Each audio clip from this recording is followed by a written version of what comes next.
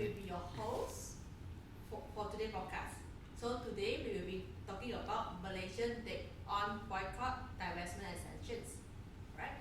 I'm pleased to be joined by Mr. Zaim, and a social media activist and BDS Malaysia member, and Miss Heba, a Palestinian student and activist from Northern Gaza, who has been featured in BFM 89.9 podcast on Here How Malaysia Can Do More to Help Palestine back in 31st October 2023.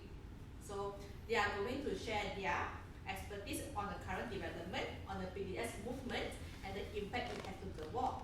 So hi Zaim and Heba, and welcome to the Project Rise. Okay, so before we get started our topic today, could you please introduce yourself to the viewer, because we are curious to know more about you and the work you do. So we start with Miss Heba. Alright, I'm Heba. I'm Palestinian from the Northern Gaza Strip. I've been here in Malaysia with my family for about a decade now, so we can say I basically grew up here. I am currently in my final semester of degree studying architecture. I see. Yeah. So How do you find your life here growing up in this? Oh, it's very interesting. It's been very pleasant. The experience here with the people, with the environment, has been really wonderful. So if it wasn't good, I wouldn't be here for 10 years. Oh, you have been here for 10 years? Yeah. Oh, okay, amazing. So I'm Zaim.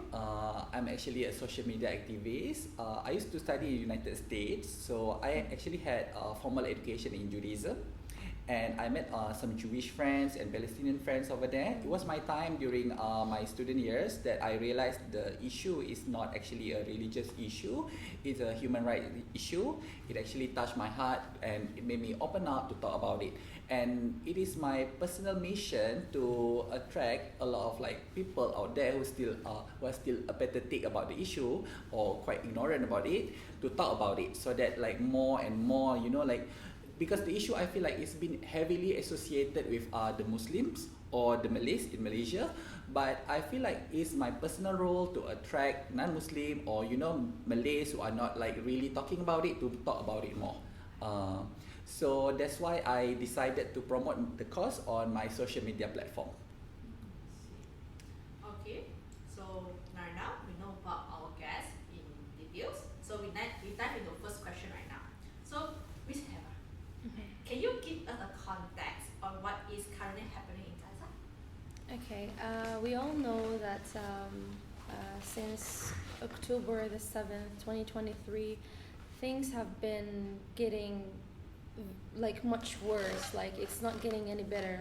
It's been now about 203 days of genocide imposed on Gaza by the Israeli occupation, and we know that it's not happening for the first time. We've been occupied for more than 75 years, and we always address this situation. It's nothing new, but it is the first time that it's ever this. This I can say bad, or the genocide. It's happening. It's very unprecedented. It's being documented while the whole world watches. What's happening in Gaza is dehumanization. Is the killings of children. You have about 2,000 children now with their arms or legs amputated. You have more than 40,000 kids now without one parent or both. So many children, so many women getting killed, so many elderlies and everything. So we see a genocide with our bare eyes. We see a dehumanization. We see a humanitarian crisis. If we come to the food, the starvation that's been happening in the north. For 6 months straight, nothing was entering the Gaza Strip. So people were relying on the canned food or any green leaves they can find in the gardens or in their land. So, and they also, I personally have a family in the northern part, and we saw videos of my grandfather grinding the animals' food. The dried corn, and it's dirty and for very the horses, dry. right? Yeah, for the horses and the birds, the food for the Don't mind me birds. asking, how does this 75 whole saga actually started? Where does it started from? You mean the historical context? Yeah, of it? historical. You dive into a bit historical on this part before we Yeah. You Okay, wanna- so a lot of people they still think this is about October 7. That is a huge lie because actually it's been going on for 76 years. This has been happening since 1948, or precisely, in fact, it was Before. it goes way back actually. Yeah, Is like it to the linked to the 90s. Zionism? Zionism, Yeah. yes, actually the Zionist movement it started in 1897. Before that, Judaism was purely a religion. Yeah. So people or the Jews in Europe, they are starting to establish a country in the Middle East. Is it they say that because after the massacres in Germany, and they say that they need to go back to the city of Israel, which is the religion places. Are you talking about the World War II or before that? After the World War II, when they say that they want to regionalize? Because actually, Zionist movement started longer before that. It was in 1897, and then during the Ottoman Empire era, the British and the France and all these Western old countries, Yes, they wanted to destroy Ottoman Empire. They started by giving initiative to the Arabs to start a revolt. So what happened back then? The Arabs were actually they took the bait from British. So they thought okay, we can establish our own countries, get ourselves freedom from the Turks or the Ottomans at that point. So they believed in the British. Okay. So what happened when they actually started the revolt against the Ottomans? The British and the France betrayed them. They didn't give them the country they were promised. So what happened during the 1920s, after the World War I was over, the Ottoman Empire collapsed, right? So at that point, the British and the France, they started with the Sykes-Picot Agreement and all that stuff, actually divided the Arab world into many, many small countries. Yes. Yeah, that actually is a very good explanation of why all the flags of the Arab countries are very similar to each other. So during the World War I think Lord Balfour, right? Yeah. He made a declaration to help the Jews to establish a Zionist state of Israel. And then after the British Mandate of Palestine was established in 1920s, so the British actually pushed forward to establish what they promised in Balfour Declaration in 1917. So they actually pushed it to the UN till 1947 during the UN partition, the UNGA resolution 181. They divided Palestine into two areas, for the Jews and for the Arabs. But the problem is the problem was the Jews were only very small percentage of the existing population in that land. Yeah. So when Malaysians I think Malaysians are more aware about this, or people out there, they think about Israel and Palestine, they think it's like two separate countries. Israel was Palestine. The entire Israel was Palestine. So the UN, they did the partition, they split Palestine and Israel into two separate countries against the will of the people. That's the mind-blowing part. And then you know what happened to the people who actually lived there? They were exterminated. They were asked to leave. That's what happened in 1948, the ethnic cleansing. So did you know that, if you ask me about the historical context of the current situation, did you know that 70% of the population in Gaza were not from Gaza, are not from Gaza. They were from other parts of Palestine or Israel, from Tel Aviv, from Haifa, from all the small towns in Israel. Is it some is from the nearby Jerusalem areas, right? I think some maybe yes. Yeah. Maybe. For So me, basically I it's a come. whole hypocritical context lah. For me, I come from Jabalia, which is we are locals to Gaza. We are locals from there, but we have also Jabalia al-Balad, and we have Mukhayyam Jabalia. It's Jabalia camp. Refugee camp? Refugee camp. So we have refugees there coming who were displaced from the 1948. So it's all mixed up. It's we all were one whole country, Palestine. But now, if you even dig more into history, you will see how we were exterminated. Now there's I think there's a parking somewhere in Israel. If you dig underneath, it's graves for Exactly. Palestinians. So and they were tactically, getting the land, stealing lands, like buying the lands or like exterminating the people. That's one of their strategies. It was to buy or get as much lands as possible so that they will claim it's theirs. So it did not start on October 7. Yeah. It's been going on It's for 76 76 years. How the people in Gaza are somewhat coping with this thing, and what is the general sentiment among them?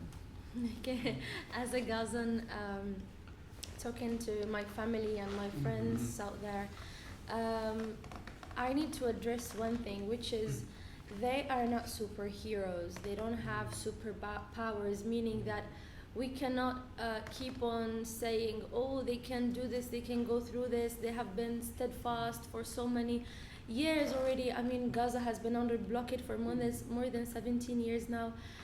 It's not like it's okay. It's not okay. What they're going through is, I'm sure, not me and you and anybody else can bear. So how they are coping is, I would say they have to cope. I don't know, they would find different means for survival. You have the Northern Gaza Strip. They have been starved. So the thing is, how do you deal with this? I don't know. They have canned food, okay, and then it will run out, and then they go and start doing something else. Like a few days back, my uncle sent me a video of them planting some trees on the rooftop. So they are finding any way, to survive. Because I saw a lot of videos, they are very struggling, and they are very unhumanized in the area. That goes back to the main question. If there are both two same equal countries, Israel and Palestine, why are people like harvesting grass or whatever plants on their rooftop? It shows that the other side is actually controlling everything, even the food that is brought into Gaza. It reflects there is an ongoing occupation.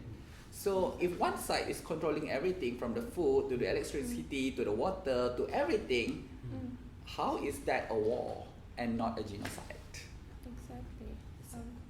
So yeah, they have been struggling, but they also have this sentiment of, it's like God wrote this for us. We've been destined for this. So like, what to do? This is how they make themselves feel okay. At least there is God that's above everything, and they have to be patient about this. There is nothing else you can do, honestly.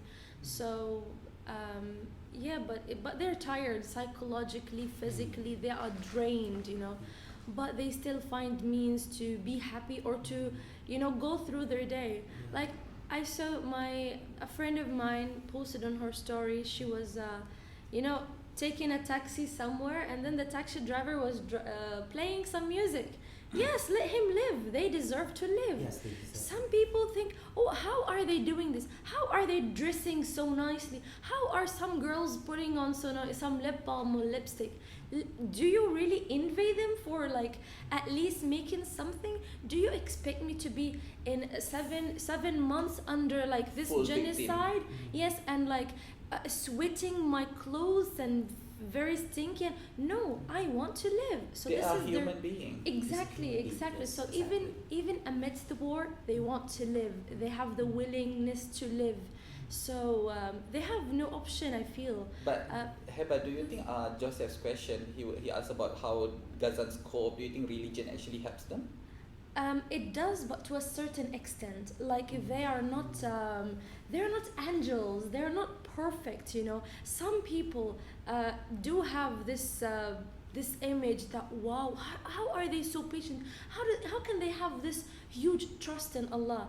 Yes, they do, but of course you're not talking about 2 million people. How do you expect them to be that religious? They're not really that religious. Everybody has their own sins and their own mistakes. Maybe we can say the older generation has more faith, but still they are also.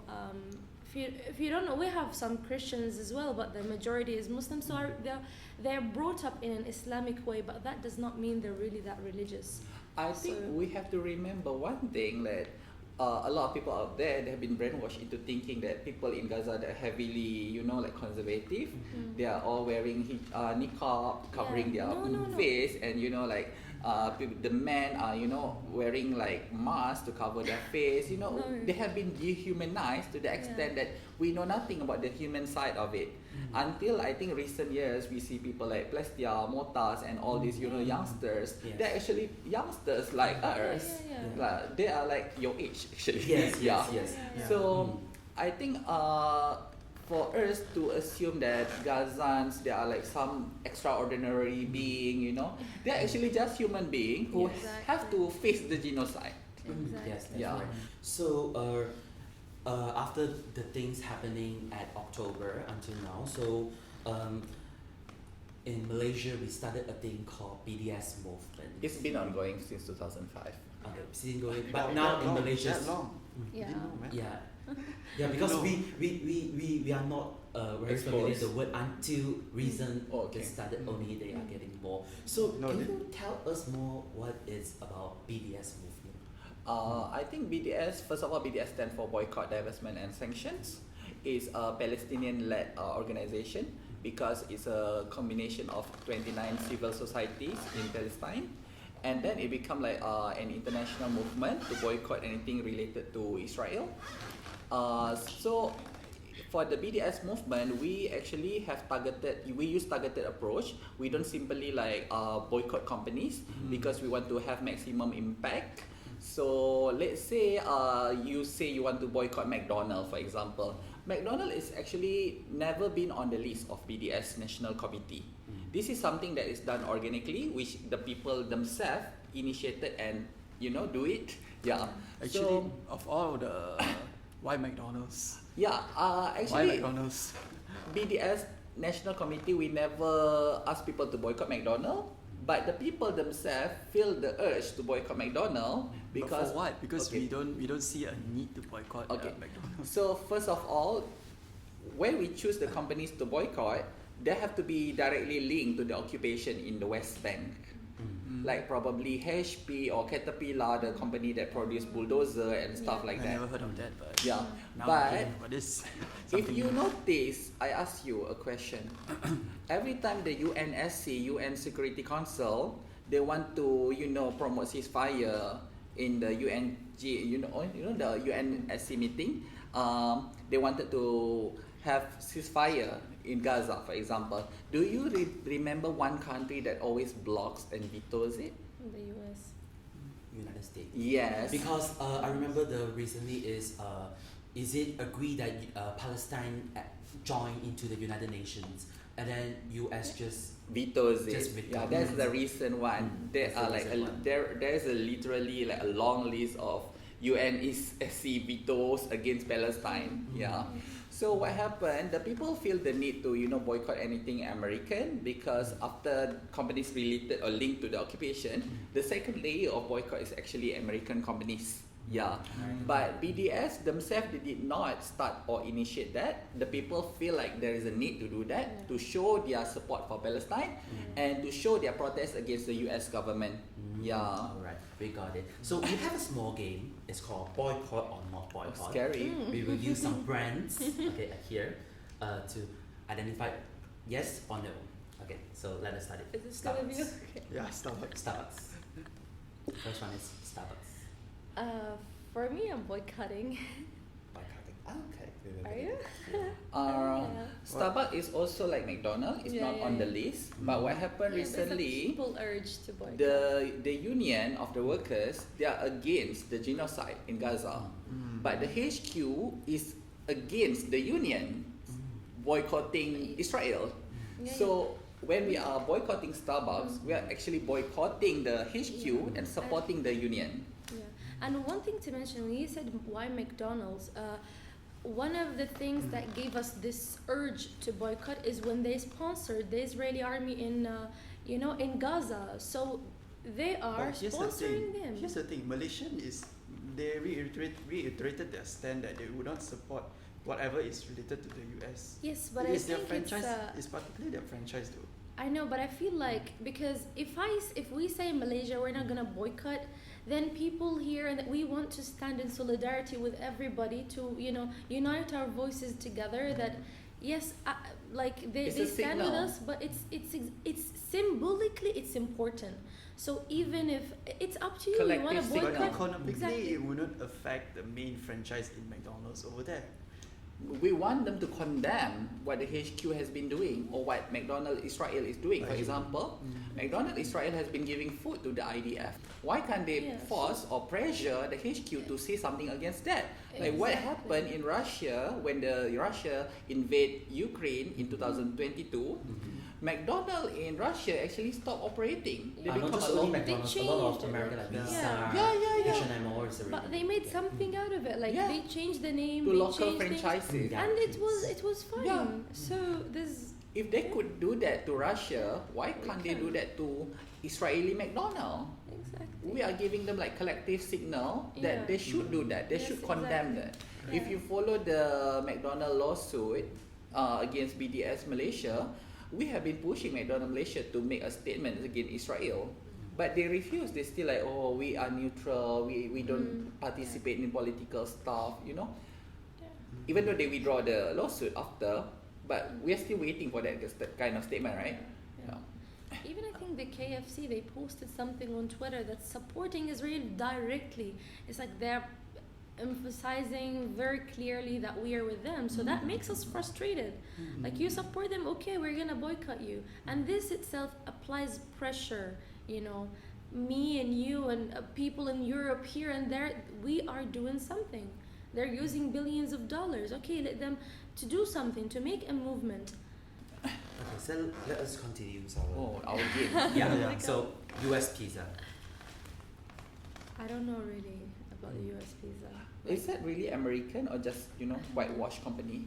So it's basically Kita. Because US is us, it's not United States. It's not American basically, brand. This is a Malaysia brand. basically it's a Malaysian brand. Yeah, I started seeing it here, honestly. So That's Malaysian is why not when I also see I think it's a risky name. Yeah. Because during the BDS movement, a lot of people say need to boycott because it's US. That's very but misleading. literally they have no connections to They US come out at statement they are just kita using English.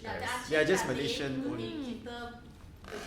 I think that's why people have to follow the BDS movement list to see what is on the list and don't simply boycott stuff.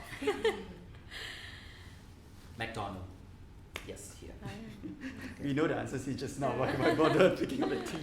I personally did not boycott McDonald's at first because they were never on the BDS list. And then it's owned by Malaysia. No, it's actually owned by a Saudi company, right? Yeah, Saudi company. Yeah, but it's gonna affect the local workers and stuff like that. I thought I was being considerate about that until one day I heard about the lawsuit. They're summoning like BDS Malaysia for 6 million ringgit. I feel certain of personally. If they had not done that, I don't think I would be boycotting them or staying away from them. It's their own fault. Yes. So can I understand? So which means that actually we all okay with the company, just they involve the thing, so it'll be offense because they involve the situation. Am I right? Actually, everyone's not boycotting them. It's just like they Just what they do. What did they do like right now? People start to urge to that this way. We are showing collective signal to all these corporate entities. If we don't protest their action, we are not hating things for nothing. We are showing signal that we don't approve your action. They can change, they can condemn Israel, they can do stuff for Palestine, but they don't. That's the thing.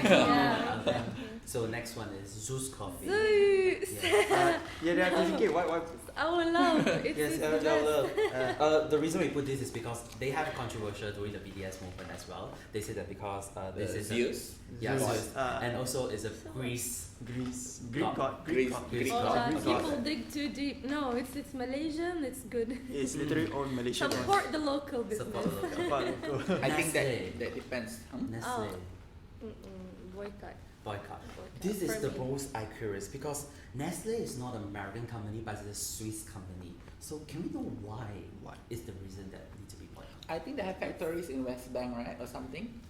Yeah, they do. Nestle. I mean, all of their products. They're, as you said, it's a collective thing. So for me, For example, if you come to Ben and Jerry, for example, they took all of their business. They stopped doing the business in I think it was 3 years back or something. Ben and Jerry ice cream. 2021. Yeah, 2021. They stopped, you know, because of because they were like, oh, this Being is a double. ethical. Yeah. With all the crimes that the occupation is doing, they withdrew from the business. So, yeah. They withdrew from West Bank. The West Bank. I see. And the But last, when you say yeah. Nestle, I have a feeling they invested in factories in Israel. It's always related to the investment. Actually, I read a few news Yes. about it also. Yeah. So normally when we say BDS, we only think about the boycott, but actually it also stands for divestment and sanctions. Yes, that So is the a lot thing, of companies, people Google and people find out they actually invest in Israel, or you know, in even worse, in factories operating in West Bank or Palestine. Yeah. So when people find out about all this stuff, they feel like this needs to be exposed. Even though probably Nestle, I don't think Nestle is on BDS list, but you know, it become a household boycott name. Yeah. I think everybody knows about Nestle. You know, I thought Milo was Malaysian, and then I was No, surprised. It is Australia. It's Australia. I was It's surprised. Australia. I thought it's Nestle. Okay. Same. So the last one we have is KK Mart. Why is it controversial? I'm not boycotting KK Basically, I because don't of what want- happened recently. The socks. Yes, the Like- socks issue. The socks issue. I have no comment. You have no comments. So Honestly, we'll put that here, neutral. I mean, it's the company's fault, not. For me, I don't know what are the roots of KK. Is it With the socks. It's the socks. It's the socks. Yeah, I know, but I mean about the KK. Is it Malaysian or European? Malaysian. Yeah, it's a or- Malaysian Malaysian company. brand. It's a Yes. Malaysian brand, but then For me, it just- there's no need for if you're boycotting something, it should be in peaceful boycott. But some people started doing violence. Molotov I don't. cocktail. Yeah, they think they're in the West Bank or something. No, I honestly don't boycott. Like it's. Okay. Why So do we need to- for this BDS movement, do you feel that after the BDS movement, during in the section, is it benefiting the local company, like the sales, the sales, the economy, revenue? the local economy Yeah. boosted. You literally just bought Zeus coffee. He bought, not me. I'm not an economic expert, but I can see that people are getting more aware and recognizing the local business more. Like I got to know that there is a mall here in I think in Cyberjaya. Malacca I don't know. No. In I think it was in Cyberjaya or It is somewhere. in It's all local brands. So there was an activity there, and we were talking about the BDS. I've been to so I got. Cyberjaya a few times, Was it but I'm not. Cyberjaya or a different it's spelling? Malacca Mall. I don't remember It's seeing no, all it wasn't of in them. Malacca here. It's No, Langkawi. Malakat Mall. Malakat, yes. Yes. Where is it? It's in Is it Cyberjaya. Yes, it's Oh wait, I Malacca. heard about I it. thought you but were saying I Malacca. didn't went to that part before. Yeah, so I was surprised to know that it's just local brands. Then, like, why don't we know about it? Answer is like due to the revenue has been decreased, so the company might start to fire several staffs. In that, is it? Is it related to? Yeah. First off, we have to understand the purpose of BDS is to hurt the capitalism in Israel. Yeah, and we have to remember that Malaysia has no bilateral trade with Israel. There is no company that has like huge export to Israel. There is no company that is doing a direct partnership with Israel. So I don't think there is any like literal loss of revenue in any Malaysian entity company. Yeah. So when they portray it that way, they portray as if like people are literally losing their jobs. Like a lot of them are losing jobs. Yeah. But probably there were like some people who had to, be Retrenched. read off by the company due to the loss of revenue, certain loss of revenue. But people, they always find ways to survive. They can apply for other jobs in other companies that align with the values. And I think, do you really want to work with a company or in a company that terminates you for supporting the right cause? Do you agree that government should be helping the staff that get fired? Of course. I think government in general, they should support the people. Maybe not specifically for people who are fired for supporting the cause. But I think the government can do something about it. Do you think people in Malaysia should be understand the need of behind of the BDS movement, or just do it as they understand there's something people are done, or they should be understand the need of understanding behind what is BDS movement? Do you think they need to understand before they do the action, or just that they just do it because they listen their mothers, or we should boycott this, or people actually must be understand first? I think this is 2024. People should have the effort to study the layers of the conflict, the history I of mean, it. even if you don't want to study, just know what's happening. Just know what's Yeah. happening and a concept. At least That's have a the concept, least. I think. Yeah. I would really question people's intelligence if they don't know anything about this history. Like, I cannot simply sit down with people and then, I don't know anything. What happened? Like, is there a war going on? Like, recently. Very naive. You are, like, to be honest, youngster, like, because youngster are more used to listen to their parents, like, Gen Z. yeah, Gen Z, yeah, Gen oh, I Z. just follow my mom say. I mean, just even when you open TikTok and follow TikTok, you will see videos. You will always be bombarded with things. So I feel, as you said, we're in 2024, and one thing not to take for granted is that we're in Malaysia. The media is not censored. We're not in Europe. You can find anything very easily. It's not like we're struggling to find information. No information we say is provided to you on a golden plate. So but you need to distinguish between fake news and real news. Definitely. That's the main issue about Malaysia. But when it comes to Palestine, the sources that I'm using are always international sources, and they are all like very secular sources. I came from religious school, but whenever I talk about Palestine, I talk about secular point of view of what happened, like the apartheid, the genocide, ethnic cleansing, land thief, and stuff like this. This has nothing to do with like what religion you want to believe in. It's about like the layers of human rights abuses that Israel has been doing. So your question again was? for My the question is like, youngsters. you think it's a need people should understand behind what's the movement, I mean to study what's this movement, instead of just doing it without understanding. I think the Gen Z, they are more woke than the older generation. I think I'm more worried about the older generation, to be honest. I mean, you can see through our parents. Because they are already in the working life phase. They don't really read much anymore. But the Gen Z, they are in the learning phase. So they are actively looking for information on TikTok or whatever sources they have. And I think the good thing about Gen Z, they actually know the difference between fake and real source. Yes. I can tell. Gen Z are not really gullible. And then the need, as you said, I think for me personally, I did not talk about this. I did not really care about all this stuff until I talked to my Palestinian friend. I realized this is like literally like, people being cleansed, ethnically cleansed, people being killed, people being, like discriminated. So if people, they feel like they want to boycott honestly and sincerely, they need to understand all these layers of history. If not, they won't feel it, or it won't be sustainable. Exactly. So our final question will be, do you have any final messages for our audience that you wanted to express it towards it, like a PSA section? Okay, for me, as we're talking about educating and yourself, and I feel like this is such a duty for us. We are humans for a reason. We should, if you really have like a single like part of humanity in you, then that's a duty. That you're a human, that's a duty for you to know what's happening in Palestine. Not only in Palestine, it's happening all across the world. You have Syria, Yemen. Oh my God, if we're gonna mention what's happening in the world, we wouldn't finish. But for the case of Palestine, educate yourself. Know what's really happening. Don't just look at one part, of the image. Look at the whole perspective. Look at what's been happening for decades now. So educate yourself, and then after you educate yourself, you have to educate others. When we share the information with others, there will be more awareness and there will be more action, hence more pressure on the governments and on the decision makers. So, and even if you can take it to an international stage, go ahead. Do any means of support possible. Demonstrate, boycott, talk on the social media. That is like the least of faith.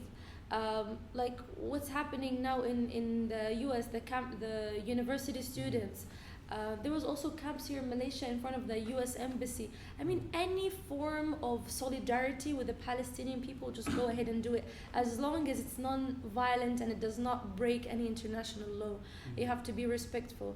So keep on sharing, keep on raising awareness, and as I said, educate others, and be on the right side of humanity. That's all I can say. I feel like when Heba mentioned about education, it's very important to admit that we as human beings, we can always unlearn, learn and relearn. Yeah. So I personally want to share about my friend who went to Harvard. She's like very smart person. She has a doctorate degree from Harvard. So when I first met her and talked about Palestine, she still had that thought about like two-state and stuff like that. You know, her knowledge was limited on the fact that Israel has been murdering people. She doesn't really know much about the history and whatnot. But then when I open up about the colonialist aspect of it, people start to realize Palestine is actually the last bastion of colonialism. The last bastion of colonialism, because it's created by colonial powers, the French, the British, whatnot, everything are related to that, how Ottoman Empire was destroyed. It all led to the current existing moment, yeah.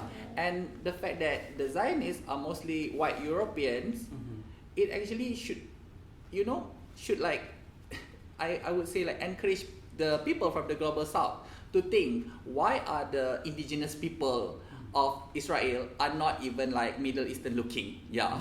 So this is actually, you know, to promote the imperial interest of some powers or the American hegemony or stuff like that.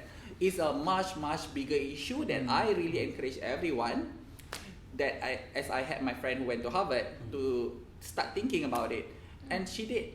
I think people has to be open to learn, unlearn and relearn. Okay, so we have come to the end of the podcast today.